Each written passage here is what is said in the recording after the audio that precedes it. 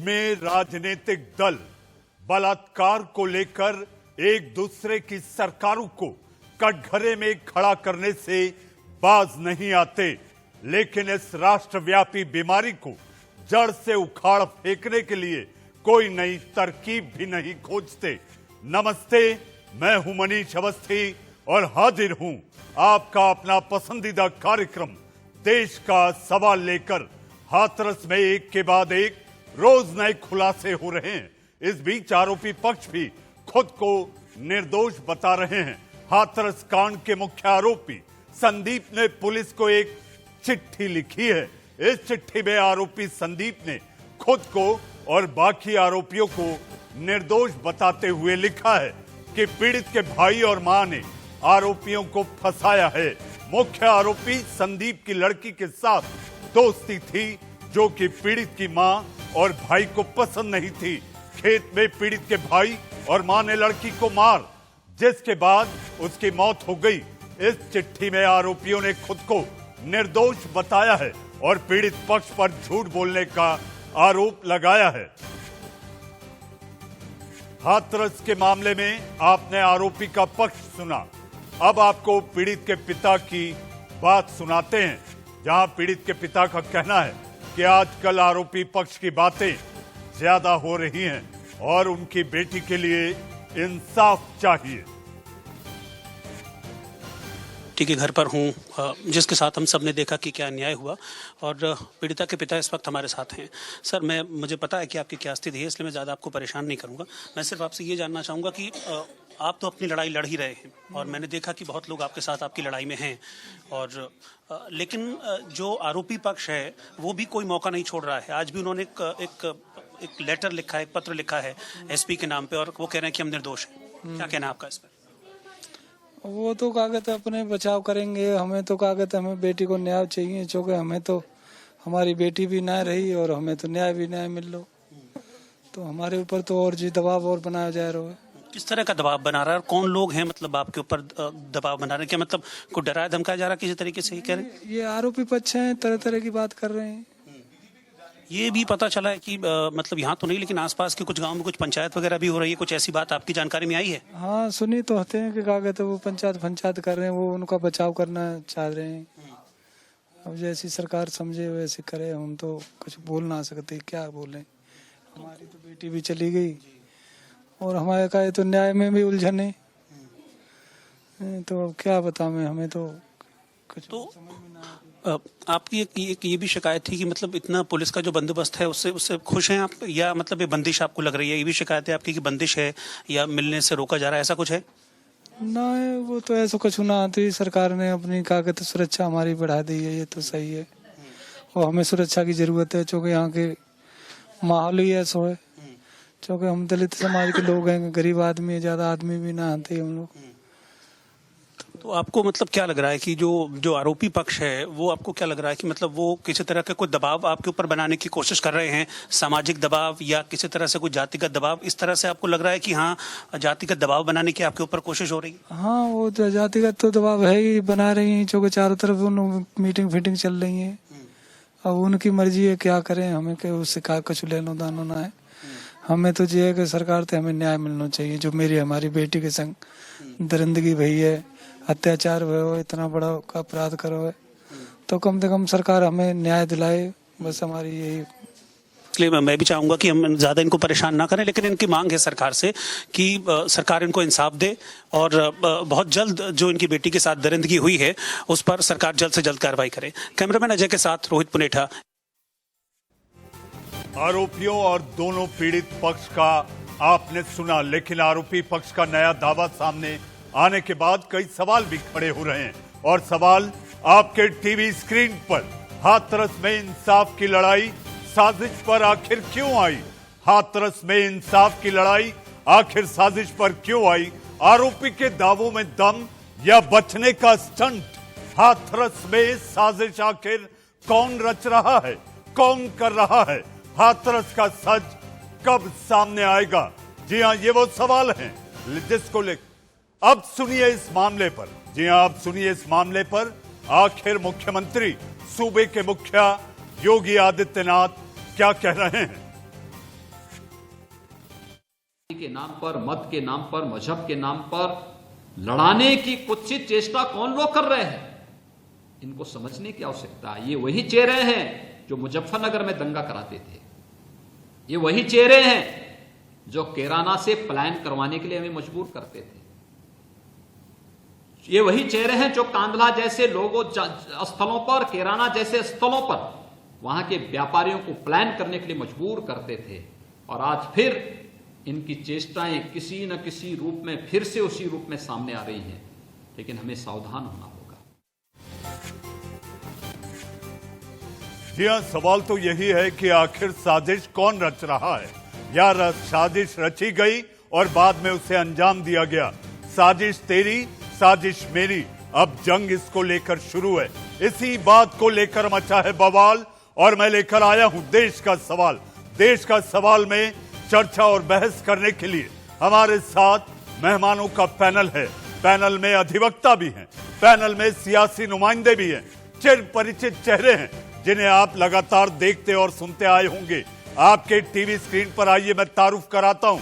हमारे साथ बीजेपी के सांसद अनिल अग्रवाल साहब हमारे साथ मौजूद हैं। हमारे साथ तेज तर्रार प्रवक्ता, समाजवादी पार्टी सरकार में पूर्व मंत्री रहे ऐसे अनुराग भदौरिया, वो भी हमारे साथ मौजूद हैं। हमारे साथ धर्मवीर चौधरी, जी हाँ, आप बीएसपी के नेता प्रवक्ता हैं, बेबाकी से अपनी राय रखते हैं। और मेरे साथ मेरे सहयोगी जो हाथरस में लगातार सुबह से एक एक बारीकी को कैमरे में कैद कर सच की तह तक पहुंचने के लिए दिन रात एक कर रहे ऐसे रोहित पुनेठा हमारे साथ हैं। रोहित, सबसे पहले मैं आपके पास आता हूं। हमने पीड़िता के पिता के साथ आपकी बातचीत को सुना। हम ये चाहेंगे कि इस समय वहां का माहौल क्या है। साजिश तेरी, साजिश मेरी साजिश, आखिर इसके लिए जिम्मेदार कौन? सूबे के लोग कह देते हैं कि ये साजिश थी और साजिश को अंजाम दिया गया। पीएफआई की फंडिंग की बात होती है। रोहित, आपने अपनी नजर से वहां के मौकाए वारदात को करीब से देखा, जाना, वहां के हालात क्या हैं? हम चाहेंगे कि देश का सवाल आपको हाथरस से खुद सुनेगा, आपकी आंखों देखी कि इस वक्त वहां पर क्या माहौल है। देखिए मनीष जी, अगर मैं आपको बताऊं वहाँ माहौल, तो देखिए दोनों पक्ष जो है अपनी अपनी बातें वहाँ पर कह रहे हैं। बातचीत हुई मेरी और दोनों पक्ष अपनी अपनी बातें वहां पर कर रहे हैं। हालांकि जो आरोपी पक्ष है वो अब खुलकर सामने नहीं आ रहा है, क्योंकि अब एसआईटी की पूछताछ शुरू हो गई है आरोपी पक्ष से। तो उनका ये कहना है कि नहीं, हम अभी कैमरे के सामने नहीं आएंगे और अब एसआईटी हमसे पूछताछ कर रही है, उसके बाद ही हम इस बारे में कुछ बात करेंगे। लेकिन ऑफ द कैमरा वो इस चीज़ को कहते हैं कि नहीं, हम निर्दोष हैं और हमारे बच्चे निर्दोष हैं, कुछ भी नहीं है। हाँ, एक आरोपी के पिता से मेरी आज ज़रूर बात हुई थी, उन्होंने भी यही कहा कि नहीं, हमारा बच्चा निर्दोष है और कोई गलती नहीं है, उसको बेवजह फंसाया गया है। लेकिन जब मेरी पीड़ित के पिता से बात हुई तो वो अपनी बेटी को याद करके रोने लगे। उनका ये कहना था कि हमको लगातार जो है दबाव में लेने की कोशिश की जा रही है और लगातार जो हमारे खिलाफ आसपास के इलाकों में पंचायतें की जा रही हैं। उनका कहना है कि पंचायतें दरअसल हो इसलिए रही हैं कि हम दबाव में आ जाएं, हम अपनी बात को बदल लें, या जो हम आरोप लगा रहे हैं उन आरोपों से पीछे हट जाएं। तो दोनों पक्ष अपनी अपनी बातों को लेकर अड़े हुए हैं। लेकिन इस बीच जो चीज़ सामने आ रही है वो ये है कि इसका फ़ायदा उठाने की कोशिश की जा रही है। अब फ़ायदा कौन उठाने की कोशिश की, ये केस है, ये एक गैंगरेप का केस है या नहीं, ये जांच के बाद पता चलेगा, क्योंकि एसआईटी इस मामले में जांच कर रही है। पीड़ित परिवार कहता है गैंगरेप हुआ है, आरोपी का परिवार कहता नहीं, ऐसा कुछ नहीं है, किसी तरह का इन्वॉल्वमेंट हमारा नहीं है। वो तो उल्टा जो है जो पीड़ित पक्ष है उनके ऊपर आरोप लगाता है। लेकिन इस बीच में राजनीति हमने देखी पिछले दिनों, कितनी ज़बरदस्त तरीके से राजनीति हुई। हर एक पॉलिटिकल पार्टीज जिनका उत्तर प्रदेश से कुछ लेना देना भी नहीं है, उन पार्टीज ने यहाँ पर आकर किस तरह से हंगामा काटा, उनके नुमाइंदों ने किस तरह से हंगामा काटा पीड़िता के नाम पर। और अब जो राजनीति हो रही है वो भी हम पिछले 2 दिनों से देख रहे हैं। लेकिन इसके पीछे आप देखिए कि किस तरह से हंगामे वाली सियासत हो रही है। हमने देखा था कि कैसे कांग्रेस नेता का वीडियो वायरल हुआ था और उसके बाद आज उस मामले में कार्रवाई हुई है मनीष जी, कि उस कांग्रेस नेता को गिरफ्तार कर लिया गया है। 2 दिन पहले नोटिस जारी किया गया था कांग्रेस नेता को, शिवराज जीवन जिसका नाम है, और आज पुलिस ने उसको पूछताछ के लिए बुलाया था और आज वो आया, जो चंदपा थाना है वहाँ पर शिवराज को गिरफ्तार कर लिया गया। लेकिन इसके साथ ही साथ हमने पीएफआई को भी देखा कि किस तरीके से जो कुछ लोग नजर गड़ाकर बैठे थे कि कैसे इस केस को एक ऐसे मामले में तब्दील कर दिया जाए कि यूपी की शांति पर डाका डाला जाए, हाथरस की शांति पर डाका डाला जाए, उनको ये मौका मिल गया और इसके जरिए वो अपना जो मकसद है उसको सॉल्व करने में, उसको सुलझाने में लग गए। इसके लिए अब आप देखिए इसके लिए कितना लंबा चौड़ा हुआ। पीएफआई को फंडिंग हो जाती है, 50 करोड़ रुपए मॉरिशस से आ जाते हैं, 100 करोड़ का पूरा चंदा आ जाता है। कुल मिलाकर ये जो मेरा ऑब्जर्वेशन है मनीष जी, मेरा ऑब्जर्वेशन ये कहता है कि ठीक है, इस केस में क्या हुआ क्या नहीं हुआ ये एसआईटी जांच करेगी। क्योंकि देखिए मैं जजमेंटल अभी नहीं होना चाहता हूं, क्योंकि बहुत सी ऐसी चीजें हैं जो कि जांच के बाद सामने आएंगी, जांच के दौरान सामने आएंगी। अभी एसआईटी के पास और 10 दिन का वक्त है, 16 तारीख तक का वक्त है। तो मुझे लगता है कि यहाँ पर मीडिया का या मैं पर्सनली अपनी बात करूं तो मेरा जजमेंटल होना ठीक नहीं होगा। लेकिन एसआईटी लगी हुई है और 10 दिन बाद इस बात की उम्मीद की जा सकती है कि कुछ तो चीजें जो पीछे छुपी हुई है वो कुछ हद तक साफ हो जाएंगी। मनीष जी। रोहित, मेरा सवाल आपसे, जो सियासी टूरिज्म चला पीड़ित परिवार से मिलने के नाम पर, क्या आज वहां पर कोई इस प्रकार के नेता या राजनीतिक दलों के कुछ नेता वहां पर पीड़ित परिवार से मिलने आए थे? मनीष जी, कोई नहीं। मैं सुबह 10 बजे से वहां पर था, बस अब मैं वहां से निकला ही हूं और मैं रास्ते से ही आपसे यहाँ पर बातचीत कर रहा हूं। मुझे सिर्फ 5 मिनट में वहां से निकले हुए। तो 10 बजे से लेकर शाम 6:30 बजे तक वहां कोई भी सियासी दल का नेता नहीं आया, एक भी, नॉट इवन अ सिंगल नेता। और वो नेता हैं जो लड़ रहे थे जब बैरिकेड लगा हुआ था, हमको जाने दो, हमको मिलना है पीड़ित परिवार से, हम इसके लिए काम करेंगे, हम इसके लिए इंसाफ मांगेंगे, हम इसके लिए लड़ाई लड़ेंगे। कोई नहीं आया। न राहुल गांधी का कोई नुमाइंदा था, न प्रियंका गांधी का कोई नुमाइंदा था, न टीएमसी का कोई नुमाइंदा था, न समाजवादी पार्टी का कोई नुमाइंदा था, किसी का कोई नुमाइंदा नहीं था। जगह जगह प्रदर्शन हो रहे हैं, लेकिन अब जबकि आप इजीली जाकर मिल सकते हैं, वहां उनको ढांढस बना सकते हैं, उनको आप फाइनेंशियल हेल्प करना चाहें कर सकते हैं।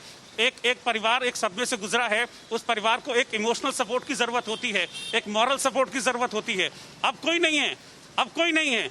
तब हंगामा मचाना था, हंगामा मचाने के लिए आए, बैरिकेड के ऊपर चढ़ गए, हम पैदल जाएंगे, हम गाड़ी से नहीं जाएंगे। अब कोई नहीं, खुला रास्ता, सब जाइए। लेकिन नहीं, अब कोई नहीं। अब लग रहा है कि सब खत्म हो गया, पॉलिटिकल माइलेज नहीं मिलेगी, जितना माइलेज लेना था वोट के लिहाज से वो हमने ले लिया है, अब कोई फायदा नहीं है जाने का। तो इसलिए पॉलिटिकल जो टूरिज्म है उसको बैन करो, अब कहीं और घूमने चलते हैं, कहीं और घूमने चले गए सब। जी हाँ रोहित, जिस तरह से सियासी दलों के नेताओं ने वहां जाकर हंगामा खड़ा किया, हम ये साफ कर देना चाहते हैं, देश का सवाल की टीम और इंडिया न्यूज, हमारा मकसद हंगामा खड़ा करना नहीं, हमारी कोशिश है ये सूरत बदलनी चाहिए। रोहित, आप हमारे साथ जुड़े, ताजा जानकारी और अपडेट दिया, इसके लिए आपका बहुत बहुत धन्यवाद। जी हाँ, आइए लौटते हैं हम अपनी बहस की ओर और हमारे साथ मेहमानों का पैनल भी है। पैनल में अनिल अग्रवाल बीजेपी से, धर्मवीर चौधरी बीएसपी से, अनुराग भदौरिया समाजवादी पार्टी से, हमारे साथ गीता राठी, जी आप वरिष्ठ वकील हैं, आप हमारे साथ हैं, और हमारे साथ कांग्रेस की प्रवक्ता अलका लांबा तेज तर्रार हैं। लेकिन अलका जी, मैं आपका एक वीडियो सुन रहा था जिसमें आपने संजीदगी और संवेदनशीलता जो दिखाई थी, एक बेटी के नाम को लेकर, बेटी के नाम पर जो हो रहा है इसको लेकर आपकी संवेदनशीलता की मैं तारीफ भी करता हूं। मेरे साथ अनिल अग्रवाल जी हैं। अनिल जी, अगर आपने आपके सूबे के मुखिया योगी आदित्यनाथ को सुना कि उन्होंने कहा कि यह साजिश है, साजिश रची जा रही थी, तो आपकी पुलिस क्या कर रही थी?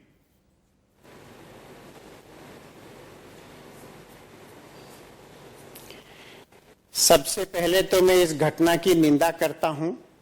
इस प्रकार की कोई भी घटना नहीं होनी चाहिए, और अगर हुई है तो ये गलत है, और कोशिश ये होनी चाहिए सभी की मिलके कि इस प्रकार की घटनाएं ना हो। मैं बाकी बहुत सारी बातों पे विचार विमर्श हो चुका है, बहुत सारे चैनल इस पे बात कर चुके हैं। मैं आज इस पे एक अलग हट के आपसे अपने विचार रखना चाहता हूँ। हर परिवार में बेटी भी होती है, बेटा भी होता है। हम लोगों को कोशिश ये करनी चाहिए, जितना ज्ञान, जितनी शिक्षा हम अपनी बेटी को देते हैं, उतना ज्ञान, उतनी शिक्षा अपने बेटे को भी दें। किसी की भी सरकार हो, ये घटनाएं होती रहती हैं, दुखद हैं, निंदनीय हैं। आज हमारी सरकार है, पूर्व में और भी लोगों की सरकारें रही हैं, और किसी भी सरकार का आप कार्यकाल देख लें, उसमें इस प्रकार की घटनाएं हुई हैं। ये जरूर हो सकता है कहीं ज़्यादा हुई हो, कहीं कम हुई हो, लेकिन घटना हुई है। आज मुझे लगता है आवश्यकता इस बात की है कि हम लोग अपने परिवार के बच्चों को, विशेषकर लड़कों को भी संस्कारित करें, उन्हें ये समझाएं कि जैसे आपकी अपनी माँ बहन किसी भी बेटी है, परिवार में उसी प्रकार अपनी से संतान दूसरी को भी। जी। संस्कारों के रूप में या पारिवारिक जो संस्कार होते हैं, मैं नहीं मानता कि कोई भी माँ बाप, कोई भी माता पिता, कोई भी पालक ऐसे संस्कार देगा जो कि समाज में परिवार का नाम पर भट्टा लगाए, पूरे समाज को बदनाम करे, देश दुनिया में देश की थूथू हो। मैं नहीं मानता कि कोई भी माँ बाप, कोई भी परिवार इस तरह के संस्कार देता है।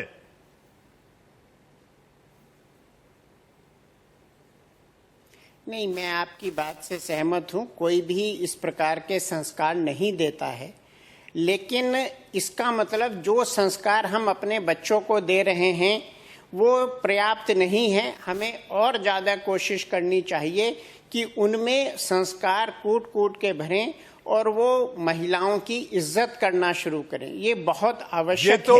ये तो नहीं तो आने वाले समय में स्थिति और खराब हो जाएगी। सम्माननीय हैं अनिल जी, आप सम्माननीय सदस्य हैं, राज्यसभा में आप सांसद हैं। मेरा आपसे सवाल था कि अगर साजिश रची जा रही थी, जिस तरह से बात सामने आ रही है, तो आखिर आपकी उत्तर प्रदेश की पुलिस कर क्या रही थी? LIU क्या कर रहा था? SID क्या कर रही थी? ये जानकारी आपको क्यों नहीं मिल पाई कि यूपी की शांति को भंग करने के लिए इस तरह की साजिश हो रही है? नहीं, देखिए, जो आपने कहा ये बात ठीक है।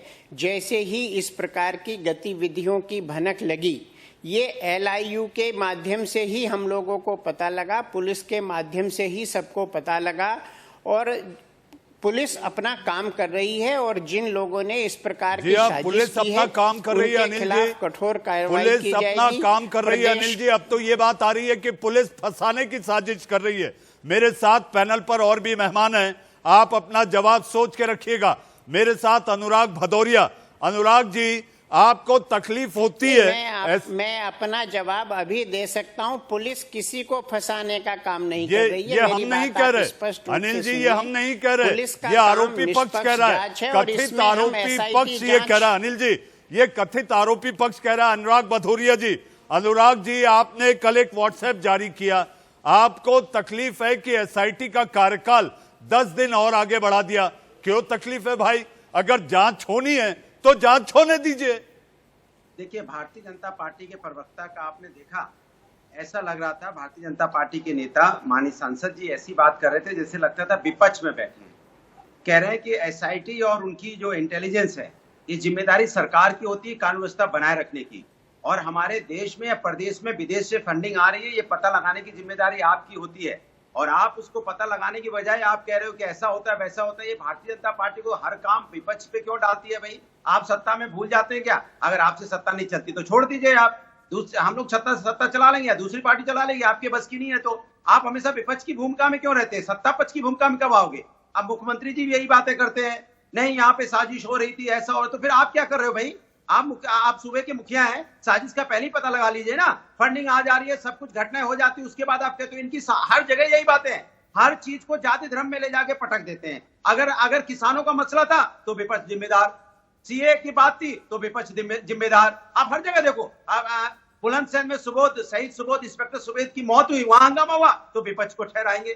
कानपुर में घटना हुई, विपक्ष को ठहराएंगे। सहारनपुर में दंगा हुआ, विपक्ष का नाम लेंगे। अरे भैया, आपके यहाँ दंगे हो क्यों रहे हैं? आपके यहाँ मारपीट होती क्यों है? ये महिलाओं पर अत्याचार हो क्यों रहा है? अपराध बढ़ क्यों रहा है? ये जिम्मेदारी आपको संभालनी है कि विपक्ष के ऊपर आरोप लगाते हो कि विपक्ष की जिम्मेदारी? मैं आपसे पूछना चाहता हूँ, सुरेंद्र सिंह ने क्या बोला? आपकी जो विधायक है सुरेंद्र सिंह ने महिलाओं के बारे में क्या बोला?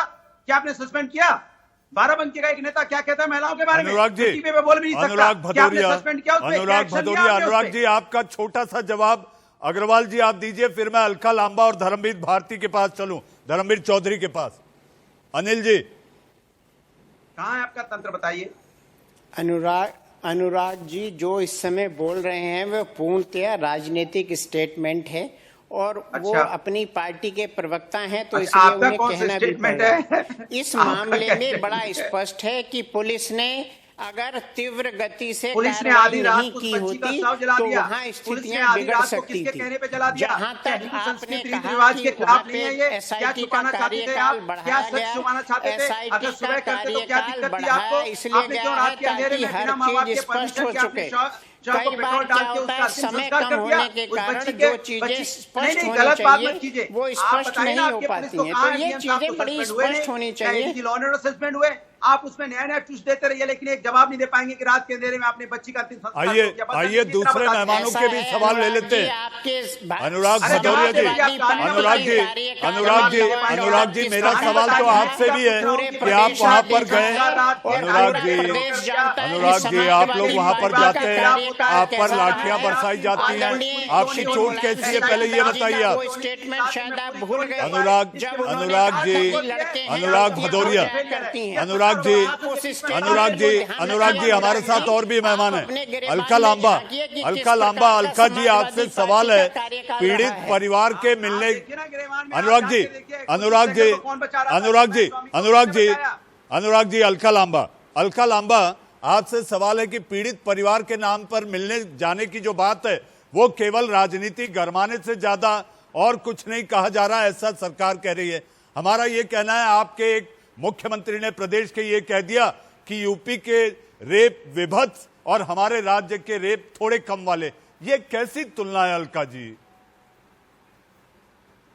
मनीष जी, मेरी बात सुनिएगा। अगर प्रियंका गांधी जी और राहुल गांधी जी सड़कों से होते हुए हाथरस की आवाज को बुलंद नहीं किया होता तो आज जो SIT, CBI, कोर्ट, ये सब मीडिया, ये नहीं हुआ होता। दबाया जा रहा था मीडिया की आवाज को, छावनी में तब्दील कर दिया गया, पीड़िता के परिवार को जो है बंदी बना लिया गया, मीडिया नहीं पहुंच पाई, वकील नहीं पहुंच पाए, कोई नहीं पहुंच पा रहा था। चल क्या रहा था? 2:30 बजे रात को आपने शव को पेट्रोल डालकर फूंक दिया। आप समझ रहे हैं, अगर ये सब नहीं करते तो आज ये नहीं होता। मैं आपसे पूछूंगी, अनिल जी कहां से सांसद हैं? 1 मिनट में, मुझे मालूम नहीं कहां से सांसद है भाजपा के जो अभी प्रवक्ता आप राज्यसभा से सांसद है, राज्यसभा के सांसद हैं आप। राज्यसभा से इनसे सवाल पूछिएगा। क्या आप उन्नाव पूछ के सकती हैं। सांसद साक्षी महाराज बलात्कार के आरोपी, बलात्कार के दोषी, उम्र कैद की सजा काट रहे कुलदीप सेंगर को जेल में मिलने गए या नहीं गए, वो ठीक है या गलत है? दूसरी बात, हाथरस के सांसद राजवीर सिंह दिलेर अलीगढ़ जेल में, जहां पर चारों आरोपी, बलात्कार के आरोपी अंदर है, चाय पीने गए थे। मैं पूछना चाहती हूं अनिल जी, आप कब चाय पीने जा रहे हैं बलात्कार के आरोपी और दोषी सजा काट रहे लोगों के पास जेल में? अगर आप नहीं जा रहे तो आप क्यों नहीं जा रहे? गलत मानते हैं तो कहिए कि आपके उन्नाव के सांसद और हाथरस के सांसद ने गलत किया है, और इसकी निंदा पूरे प्रधानमंत्री जी से नीचे स्तर पर होनी ही नहीं चाहिए, कार्रवाई भी होनी चाहिए। अब तो मंजू वर्मा, बिहार के चुनाव में मंजू वर्मा बिल्कुल अपना जो है समाज कल्याण विभाग की मंत्री थी, मैं बता रही हूं। अलका जी, मैं ये चाहता हूं कि हम हाथरस के इर्द गिर्द रहें। मुझे जी, चलिए ठीक है, हाथरस पे वापस आ रही हूं। ठीक है, हाथरस पे वापस आ रही हूं। इन्होंने कहा, अनिल जी ने संस्कारों पर इतना प्रवचन दे दिया। एक शब्द बोल दीजिए सुरेंद्र सिंह, आपके विधायक के लिए, जो कहते हैं कि संस्कार बेटियों के कम थे। हाथरस की बेटी संस्कारी नहीं थी, उसके गले में तो दुपट्टा था, आंचल था, उसे फंदा बना दिया गया। अनिल जी, संस्कार अलका जी जवाब ले लेते हैं, अनिल जी अपना जवाब दें। इन्हें कहिए निंदा करिए दोनों सांसदों की, अगर आप भी सांसद हैं, कि उनका जाना गलत था बलात्कारियों के दोषियों का धन्यवाद करने अलका जी, जेल में हादसा में। अनिल जी, अलका जी, आप दूसरे पे आरोप लगाने से पूर्व अपनी पार्टी का, दिल्ली का ही इतिहास भूल चुकी हैं, जहां आपके पार्टी के बड़े वरिष्ठ व्यक्ति ने एक लड़की को जिंदा जला के तंदूर में कर दिया था। सत्ता में नहीं है, नहीं, मैं ऐसा है ना, दिल्ली में कांग्रेस सत्ता में नहीं है, हाथरस में रहिए। अब इन्हें भी हाथरस में रखिए। जो आपके पार्टी के कार्यकलाप हैं, आने वाले और बहुत सारे समय तक आप सत्ता में नहीं आने वाले।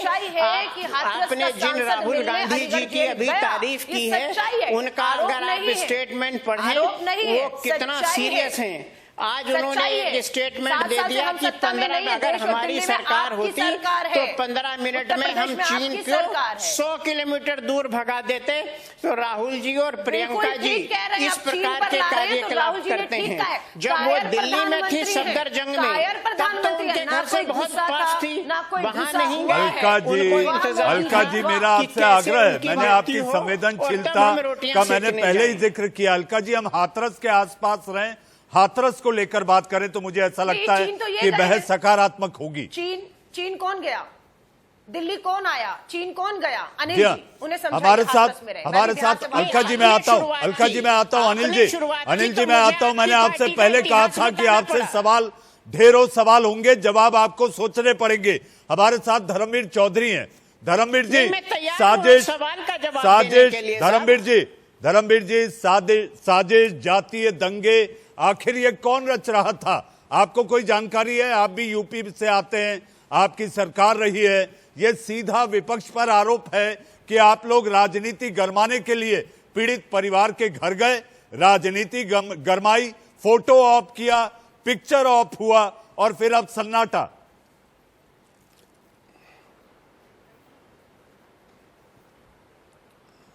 मनीष जी, मेरा गांव इस भूलगढ़ी से 3 किलोमीटर के फासले पर है और मैं आपको सच्चाई बता सकता हूं।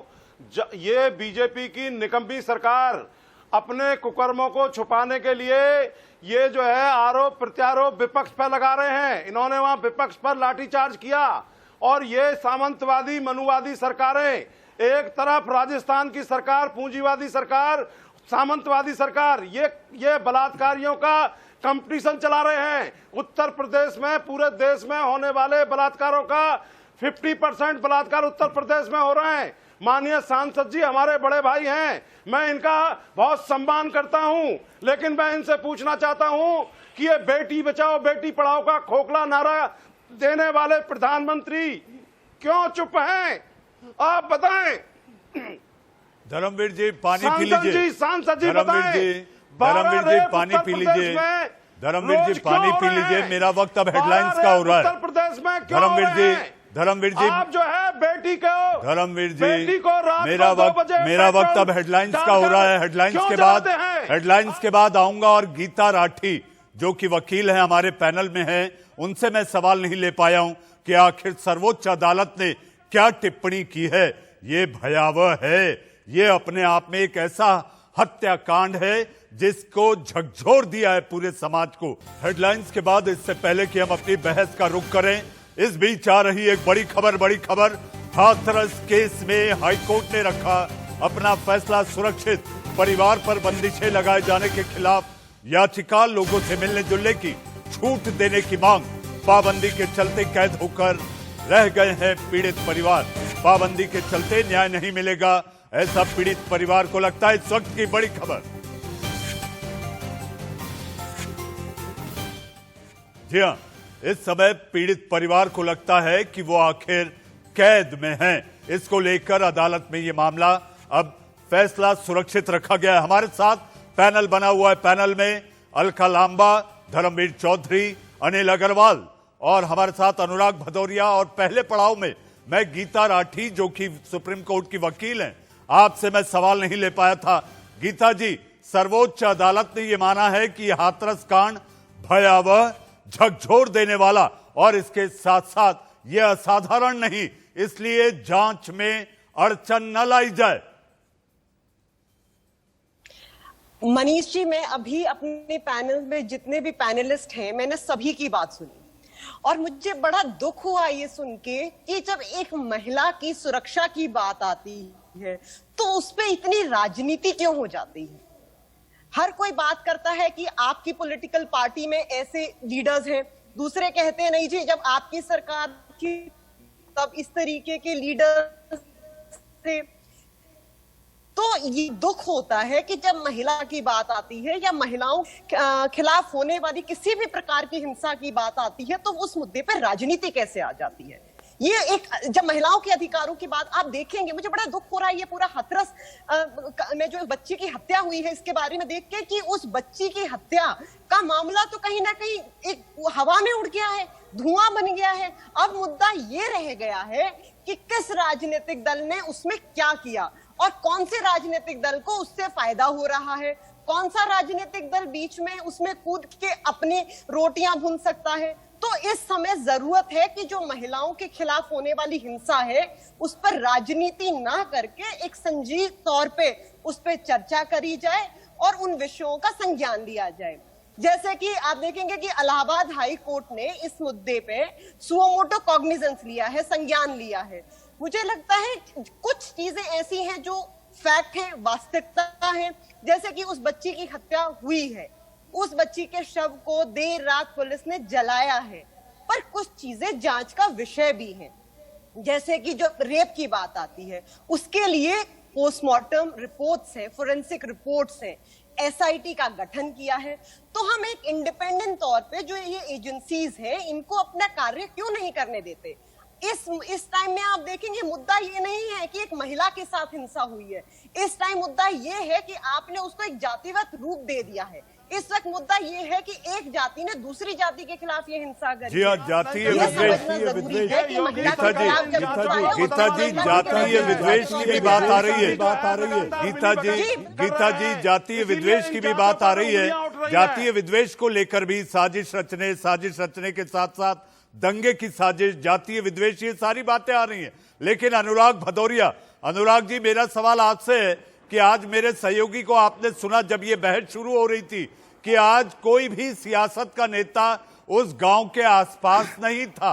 मुझे पता है आपने भी डंडे खाए, जब पुलिस ने लाठीचार्ज किया तो आप पर भी पुलिस की लाठियां पड़ी थी। अब आपके क्या हाल है? और इसके अलावा मैं आपसे जानना चाहूंगा कि आखिर केवल साजिश की जो बात आ रही है, ये साजिश की बू में आखिर राजनीतिक दलों के लोगों को भी गिरफ्तार किया जा रहा है, तो आपको नहीं लगता कि ये साजिश बहुत गहरी रही होगी? देखिए, आप देख रहे हो कि एक सबसे पहले तो मैं आपको बता दूं कि भारतीय जनता पार्टी के जो माननीय सांसद जी बैठे हैं, ये तय है कि आज के बाद से वो आपके चैनल पे आएंगे नहीं। भले आदमी है, कहाँ आप उनको बुला लेते हो, बेचारे कहाँ जवाब दे पाएंगे। उनकी पार्टी इतना कुकर्म करती है, कितने गलत सलत काम कर रही है, कहाँ कितना बचाएंगे वो बेचारे। अनुराग जी ऐसा मत समझिए, अनिल जी जवाब देंगे, आप सवाल मैं आपसे ज्यादा आरोप लगा सकता हूँ। मैं व्यक्तिगत रूप से आपकी इज्जत करता हूँ, इसका अर्थ ये नहीं कि आप कुछ भी कह दें। इसलिए भले आदमी है और वो कहाँ इस सब पार्टी में आप अपनी बात रखिए। भारतीय जनता पार्टी के बारे में आपको कमेंट करने का कोई अधिकार नहीं है। आप आउट ऑफ द कॉन्टेक्स्ट बात कर रहे हैं। ये भले आदमी है, इनको आपने बुलाया, कहाँ डिफेंड कर पाएंगे? अच्छा, इनसे पूछेंगे अभी रात के अंधेरे में बच्ची को क्यों जला दिया, तो बताइए, अब जवाब नहीं दे पाएंगे। इनसे पूछेंगे वहाँ महापंचायत चल रही है अगल बगल चारों तरफ, तो पुलिस क्यों नहीं गिरफ्तार कर रही है वहाँ पे, जो लोग वहाँ पंचायत लगातार कर रहे हैं, तो बेचारे जवाब नहीं दे पाएंगे। इनसे पूछा जाएगा कि इनके संसद, जैसे अलका जी ने पूछा कि भाई चाय पीने जो लोग महापंचायत कर रहे हैं उनके खिलाफ कार्रवाई की गई है। अनुराग जी, आप अपना समझ लीजिए, मैं आपको जिम्मेदारी के साथ कह रहा हूँ, जो लोग वहाँ महापंचायत कर रहे थे उनके खिलाफ भी कार्रवाई की गई है। कहाँ तक संभालेंगे? इससे पूछोगे कि लगातार उत्तर प्रदेश महिलाओं पर अत्याचार बढ़ा है, तो उनके घर में खुद ही महिलाओं का सम्मान करते हो बेचारे। अब वो कहाँ से बताओ, उनसे अब अलका जी उनसे पूछ रहे सुरेंद्र सिंह के बारे में बता दो, वो कहां से बता देंगे? वैसी महिला को सम्मान करते हैं। अब वो डिबेट के बाद बताएंगे, कहां फंसा देते हैं लोग मुझे महिलाओं के बारे में। हमारे बीजेपी के नेता उल्टा सीधा बोलते रहते हैं। अब बेचारे वो तो उनको बचाव कर नहीं सकते। अब उनसे पूछा जाएगा कि भैया अनिल जी अगर आप अनुराग भदौरिया की आप बात सुने, उनके जो सवाल है, अनिल जी आप मौन धारण न करें, आपको मौन तोड़ना होगा। इस समय आप पर आरोप है कि आप शीर्षासन कराने की कवायद में लगे हुए हैं। अनिल अग्रवाल जी, देखिए, मैं बड़ा स्पष्ट कर दूं, मेरा अनुराग जी जवाब ले लेते हैं। मुझे अलका लांबा के भी पास जाना है, अलका लांबा के भी पास जाना है। अनिल जी,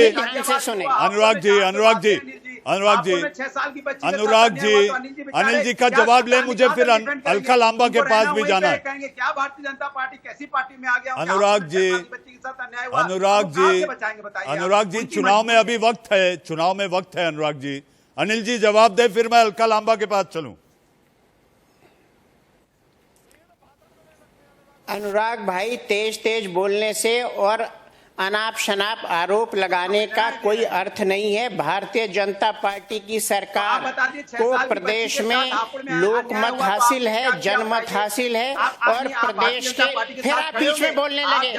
मैंने आपकी बात बहुत ध्यान से सुनी है, आप और मेरी बात ध्यान से सुनिए। ये बीच में बोल के जो चीज को भटकाना चाहते हैं, अनुराग जी जवाब ले लीजिए, जनता देख रही है। अनुराग जी जवाब ले लीजिए, ध्यान से सुना, आप जवाब लेने के लिए सुनिए, धैर्य रखिए। भारतीय जनता पार्टी नेताओं के साथ आप नहीं खड़े हो पाएंगे ना।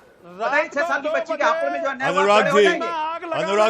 अनुराग जी आप उन्हें जवाब देने दे नहीं रहे हैं और आप सवाल पे सवाल दागे डाल रहे हैं। और धर्मवीर जी आप रुकिए। अलका लांबा मेरा सवाल आपसे, शिवराज जीवन ये कौन है? मैं नहीं जानती कौन है, इन्हें पता होगा, इनके पास सबूत है। भटकाए मत ध्यान हाथरस से, हाथरस पे रहें। ये बताएं, सीबीआई की जांच का आदेश दिए 5 दिन पूरे आज हुए हैं, अभी तक सीबीआई कह रही है हमें कोई पत्र नहीं मिला है, उसका जवाब दीजिए। इनका कहिए भटकाइए मत, बलात्कारियों के साथ खड़े होते हैं, हाँ, और हम अगर पीड़िता के साथ खड़े हो रहे हैं तो अंतर्राष्ट्रीय साजिश। आप बलात्कारियों के समर्थन में आपके सांसद खड़े हैं, पूरी पार्टी खड़ी है, तो वो राष्ट्रवाद हो गया। तो इन्हें कहिए हाथरस पे रहिए, हाथरस पे जवाब दीजिए। नहीं जवाब दिए बनता तो योगी आदित्यनाथ को, अजय बिष्ट को इस्तीफा दीजिए, इस्तीफा दीजिए। नहीं वहां आपके कायर नेता क्यों नहीं बोल रहे हैं? आपके कायर नेता राजस्थान छत्तीसगढ़ में कुछ हो रहा है तो कायर नेता छुपे क्या? वसुंधरा राजे क्यों अपने महलों से बाहर नहीं निकल रही हैं चूड़ियां अपनी देने के लिए, तोड़ने के लिए?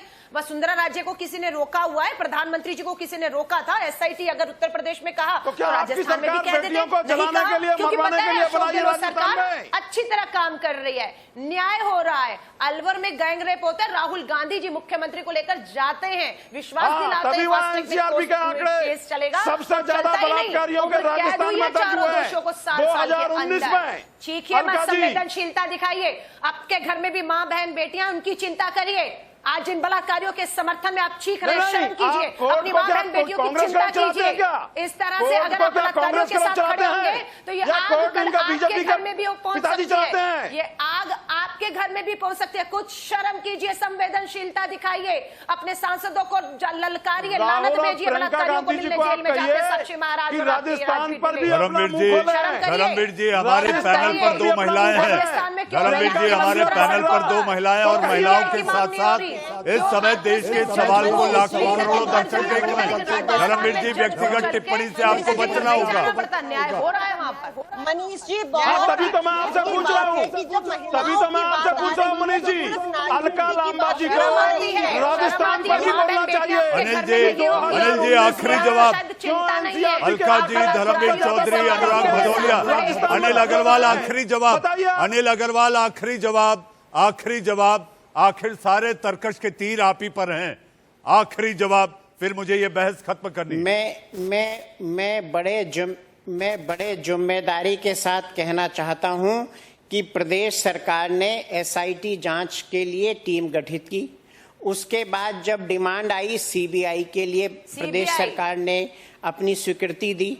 उसके बाद ये मामला सुप्रीम कोर्ट में चला गया और सुप्रीम कोर्ट में उत्तर प्रदेश की सरकार ने, अरे भाई आप सुनने, अगर आप लोगों में पेशेंस नहीं है तो आप पूरी बात सुनना नहीं चाहते। अनिल अग्रवाल जी, अलका लांबा, अनिल अग्रवाल, अलका लांबा, गीता राठी, धर्मवीर चौधरी, अनुराग भदौरिया, अब देश के सवाल का आखिरी पड़ाव है। जी हाँ, इस तरह की घटनाएं और सियासत दुनिया में पूरे भारत का नाम लज्जित करती हैं। लंदन के अंग्रेज सांसदों ने प्रधानमंत्री को खत लिखा है। अब अगर आप सोचिए कि अगर संवेदनशीलता है तो राजनीति ना करें। राजनीति ने इस मुद्दे को राजनीतिक रंग देकर फुटबॉल बना दिया है, बनिस्बत कि इसका हल ढूंढे। देश का सवाल में आप लोग आए, आप सभी का बहुत बहुत धन्यवाद।